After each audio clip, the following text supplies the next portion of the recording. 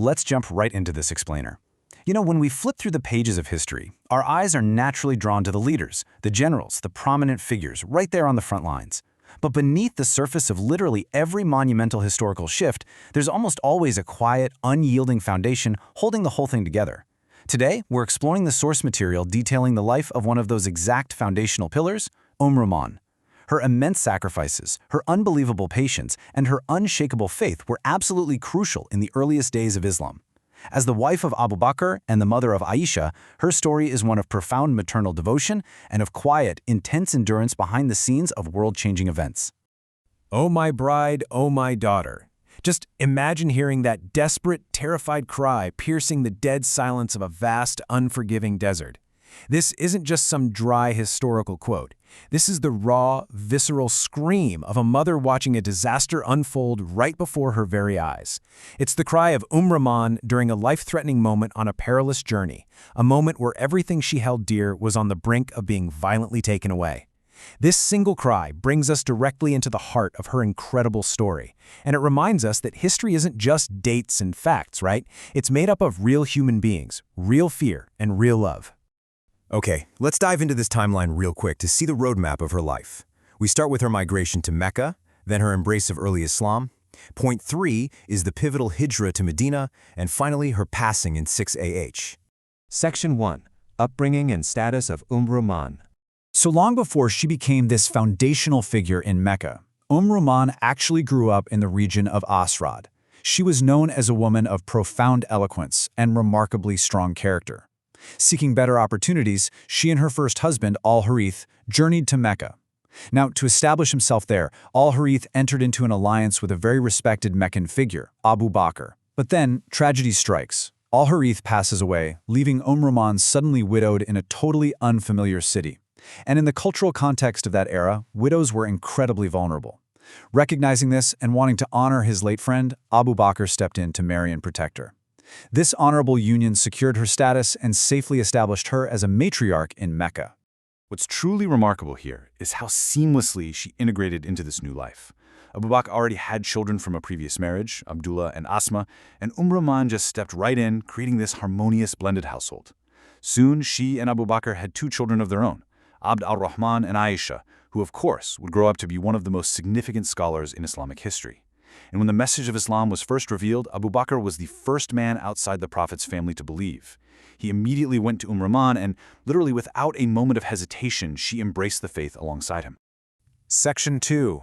The House of Dawah and Hospitality. As the message of Islam spread, so did the danger. The early Muslims faced severe, violent persecution in the streets of Mecca. But what the source text brilliantly emphasizes is the massive psychological contrast between the terrifying hostility outside and the environment Ruman cultivated inside her home. Her home became a literal sanctuary. The texts use very specific emotional vocabulary here, describing how Ruman greeted Prophet Muhammad with radiant joy, happiness, and supreme hospitality whenever he visited. She didn't just offer food or shelter, she offered a psychological safe haven. While the Prophet was enduring immense stress and mockery out in the streets, Ruman ensured that the second he stepped through her doors, he was met with peace, absolute respect, and unwavering support. Moving to Section 3, the Hijrah, sacrifice without shelter.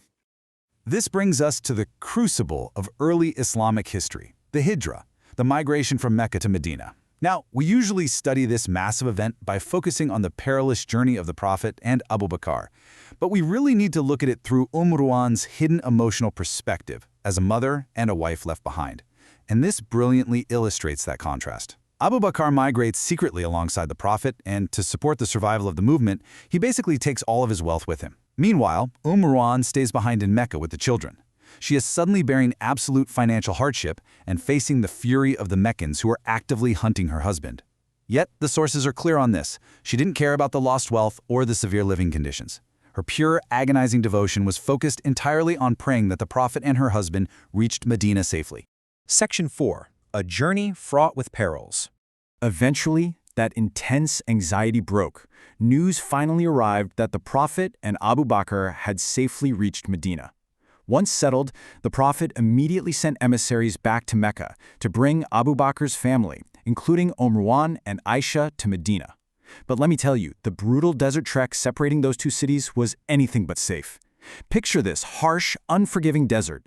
Suddenly, the camel carrying Ruman and her young daughter Aisha panics. It bolts. It's running wildly and uncontrollably off the path. The sheer cinematic tension of this moment is just staggering. A fall from a charging camel in the middle of a rocky desert could easily be fatal.